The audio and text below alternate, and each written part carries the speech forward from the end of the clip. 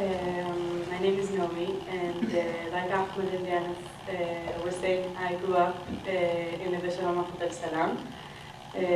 My parents met there in one of the workshops. They were one of the first families arriving to the village. I will begin with a short story that my dad used to tell about me, that maybe will give a different picture of the way I grew up in. It was when I was very, very little, so I don't remember it. I saw a picture in the newspaper of two girls hugging each other. They were one, and I went to my dad and I asked, who are they? Why are they in the newspaper? Are they famous or something? And he said, no, they're in the newspaper because this one is Arab and this one is a Jew, and they're hugging each other.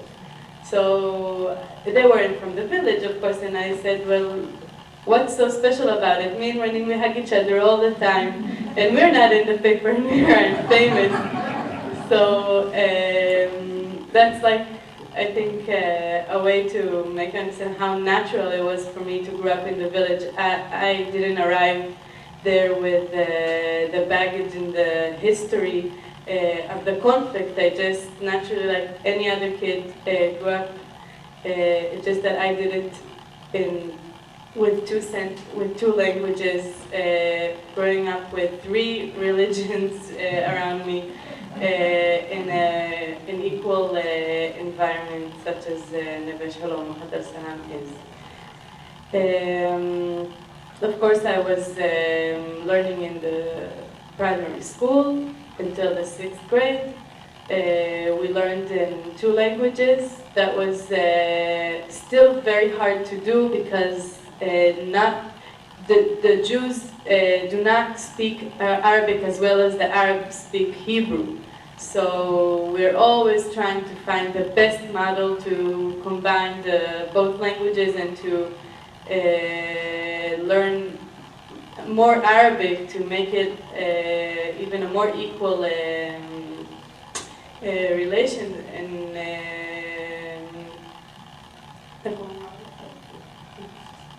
a more equal system, because Arabs are very well exposed to the Hebrew in Israel, of course, from television, from Egypt, from everything. After the 6th grade, I moved to high school, to a Jewish high school in a kibbutz nearby.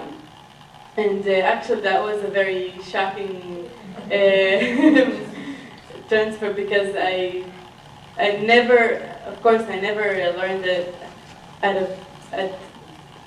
a high school with only Jews in it, and the size of it was overwhelming also, and that was the first time that I realized how much effort has been done in the school, and that it's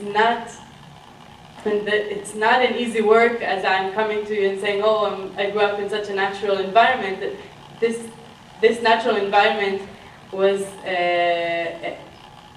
given to me because of a very, very hard effort of the grown-up, the first of my parents, of Ahmed and so on.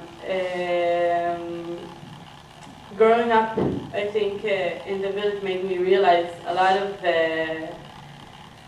of things that aren't so clear to people that has been raised in a Jewish, in an only Jewish village, and studies in the only Jewish schools, of course. And that runs for everything that I do in life and everything that interests me, and the way I think that the way I analyze situation, political situation, the way I read newspaper, read literature, history is still going to be very, very different than other kids that aren't, that didn't grow up in this experience. At the age of 18, I was called to serve in the army, and I didn't go. I had to go through a long process to be accepted as a conscientious objector. And now I'm doing my 2nd year of national service, that is instead of the army. I work at an NGO, an organization that called Positions for Human Rights. It's set in Tel Aviv. And we struggled for human rights in the occupied territories and inside of Israel, and